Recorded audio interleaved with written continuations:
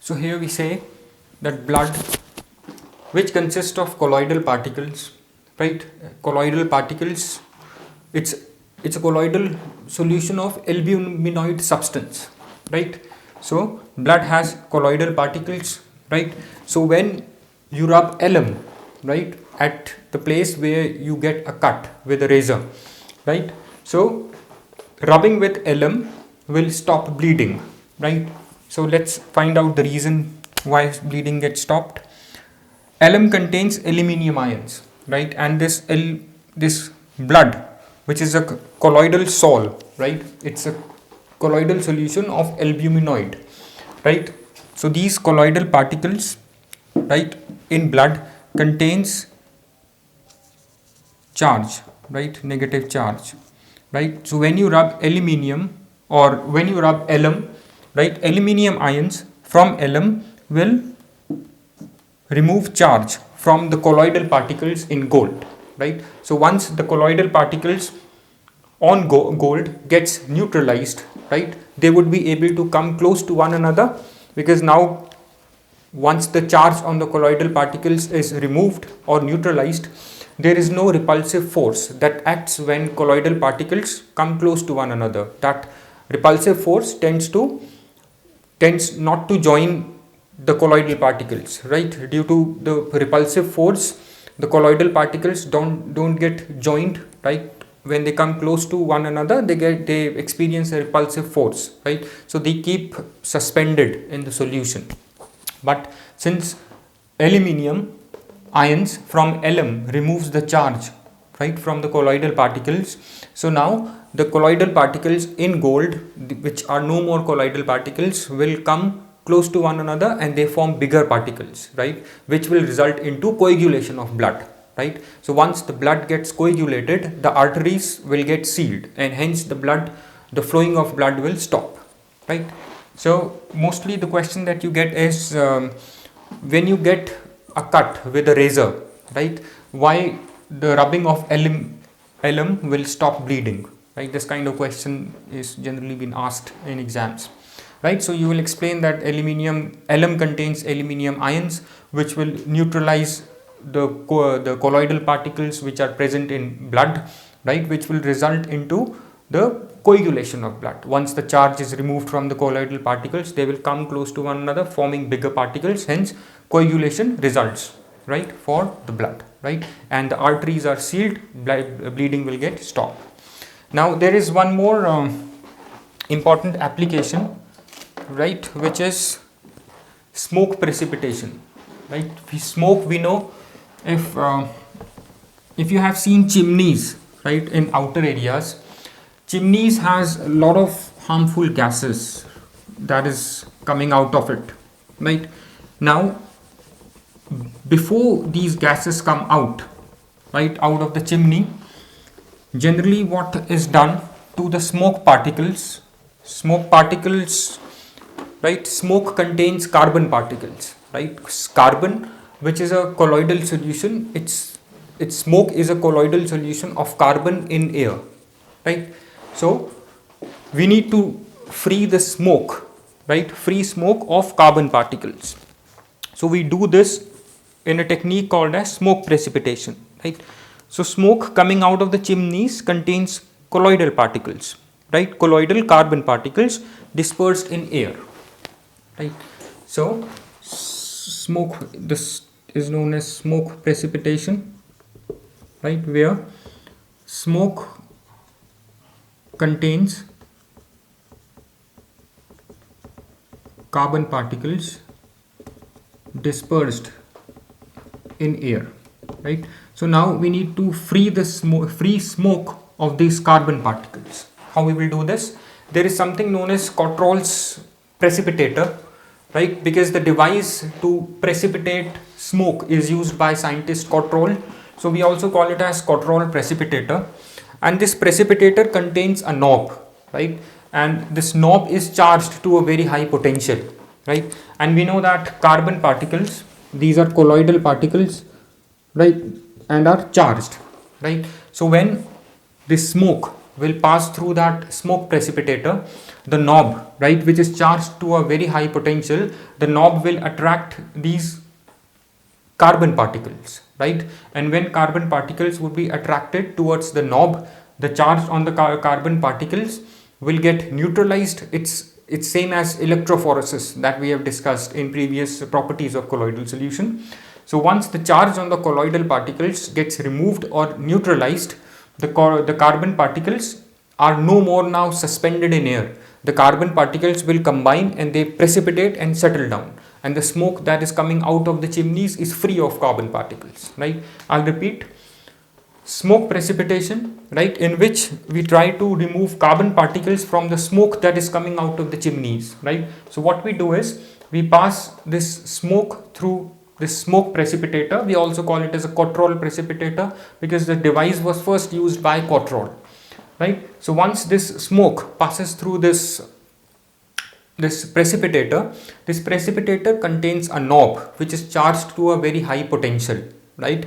And once this smoke enters the precipitator, the carbon particles, which are colloidal particles, and we know that colloidal particles are always charged, right? So these charged particles would be attracted towards the knob, right? Once they are attracted towards the knob, the carbon particles will lose charge, right, at the knob, and will get coalesce, or the particles will combine to form bigger particles and hence will settle down.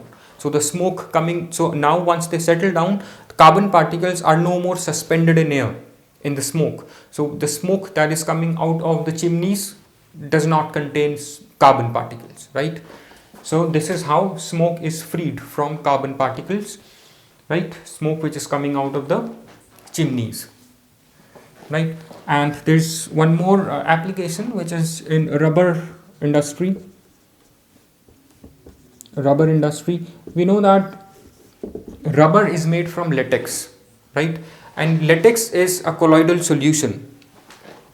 Rubber is made from latex, and latex is a colloidal solution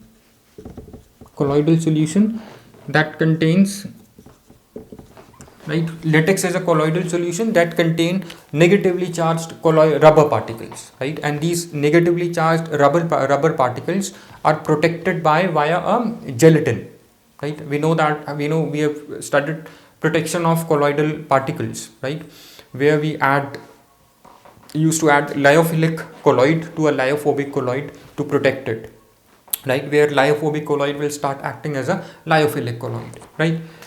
Because we know that lyophilic colloids are not easily coagulated. So we add lyophilic colloid to lyophobic colloid in order to protect it, right? So latex is a colloidal solution of negatively charged rubber particles protected by a gelatin, right? So what you do is, if you simply heat the latex, boil the latex solution, and this latex is obtained from sop of trees, right? We know that rubber is made from trees.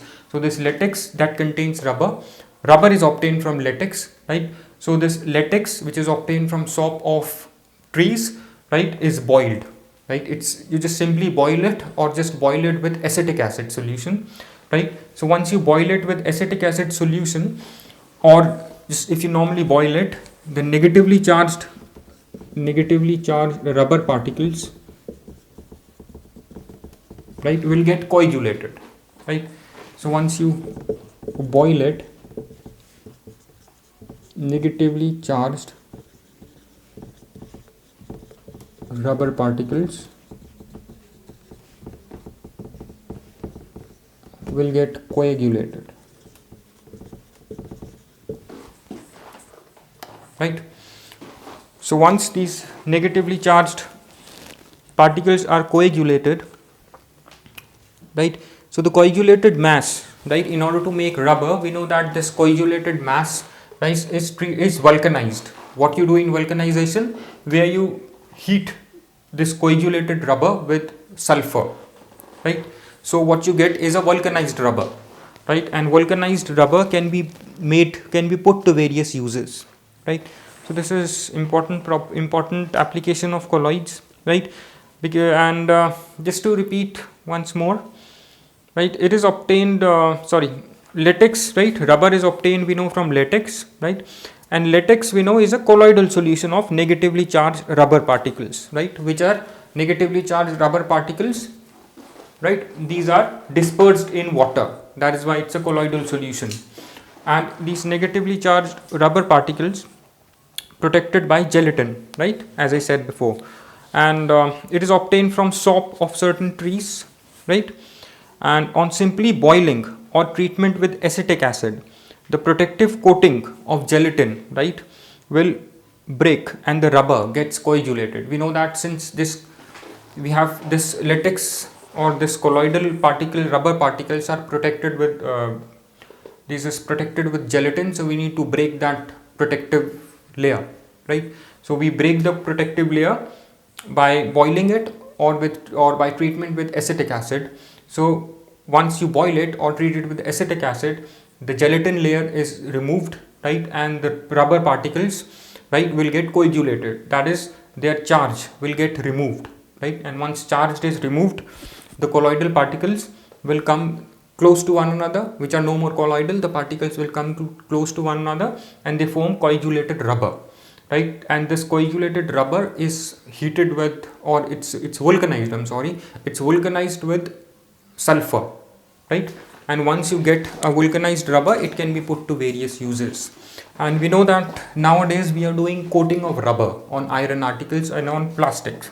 So how this coating is done, we know that latex, right, this latex contain negatively charged rubber particles, right. So what you do is, if you want to coat any object, right, say an iron rod with rubber, what you do is, we know that we are using the concept of electrophoresis here, electrophoresis of colloidal solutions.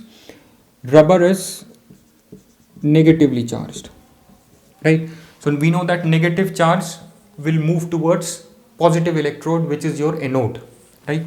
So these negatively charged particles will move to anode. So whichever material that you need to coat with rubber, you place that or you make anode of that material, right. So when electricity is applied across this colloidal solution of rubber, right, these negatively charged rubber particles will move towards anode, right, and will get deposit on anode. This is how rubber coating is done, right. Now there is industrial application of all these things. This rubber coating and all this comes under industrial application of colloidal solutions, right. Paints, rubber, ink, graphite, lubricant, cement, all are colloidal solutions, right. So these are all industrial applications of colloidal solution. Right. Now there is one more thing we didn't discuss, that tail of comets, right. Tail of comets. If you see comet in air at night, you see that there is a tail that it leaves behind. When a comet moves very fast in air at a very high speed, it leaves a tail kind of thing, right. That tail is due to the colloidal particles that scatters light. We know that colloidal particles scatter light, so in air we have colloidal particles. So when it moves, right, so the light, right, will get scattered due to colloidal particles, right, in air, due to which we see that tail of comet, right. I hope all these applications that we did in this video and in the previous video are clear to you, right. Thanks.